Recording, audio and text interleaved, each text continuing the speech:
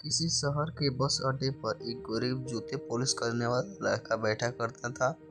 वह दिन भर यात्रियों के जूते साफ करता और जो भी थोड़े बहुत पैसे मिलते उसी से वो अपना गुजारा कर लिया करता था। एक दिन वह वहां से गुजरते हुए एक साफ सुथरे कपड़ों में हाथ में ब्रीफकेस लिए मध्य उम्र के व्यक्ति ने उसे देखा। लड़का ने सोचा, यह आदमी तो बहुत अमीर है, इससे जरूर अच्छा पैसा मिलेगा।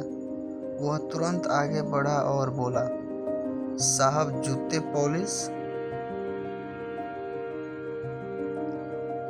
करा लीजिए। उस व्यक्ति ने मुस्कुराते हुए कहा, तुम हमेशा दूसरों से काम की उम्मीद रखते हो, लेकिन क्या तुम भी कभी किसी को कुछ देते हो? लड़का चौंक गया और बोला, साहब मैं तो गरीब हूँ, मेरे पास देने के लायक कुछ भी नहीं है। व्यक्ति ने गंभीरता स्वर में कहा, जब तुम दूसरों को कुछ नहीं दोगे तब तक तुम्हें भी भरपूर नहीं मिलेगा। व्यापार और जीवन दोनों लेन देन पर चलता है। 2 दिन तक वो यही सोचता रहा। तीसरे दिन उसकी नजर एक पुराने अखबार पर पड़ी। उसने सोचा, अगर मैं ग्राहकों के साथ उनके जूते पॉलिश करने के बाद यह अखबार दूं तो उनका यात्रा के दौरान पढ़ने के लिए कुछ मिल जाएगा।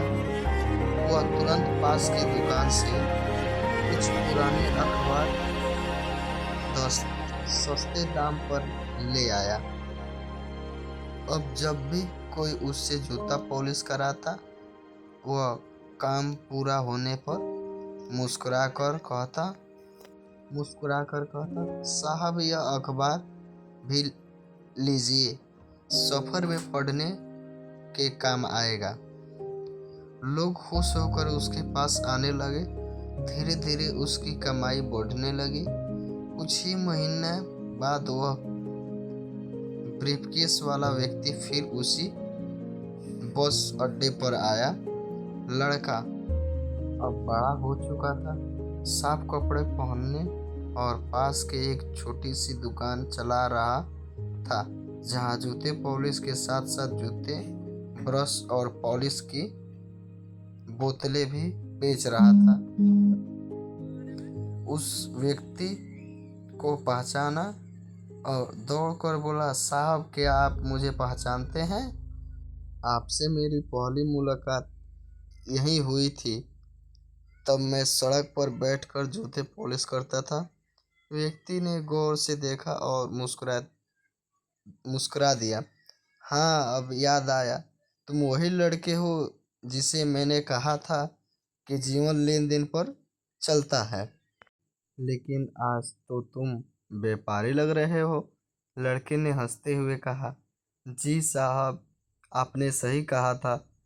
पहले मैं खुद को केवल गरीब समझता था, लेकिन जब मैंने लोगों को देने की शुरुआत की तभी मुझे सही मायनों में कमाई भी होने लगी। आज मेरे पास अपनी छोटी सी दुकान है और मैं सोच रहा हूँ आगे चलकर बड़ी दुकान खोलूं। व्यक्ति संतुष्ट होकर बोला, शाबाश, अब तुम समझ गए कि सफलता देने और सोच को बड़ा करने से मिलती है।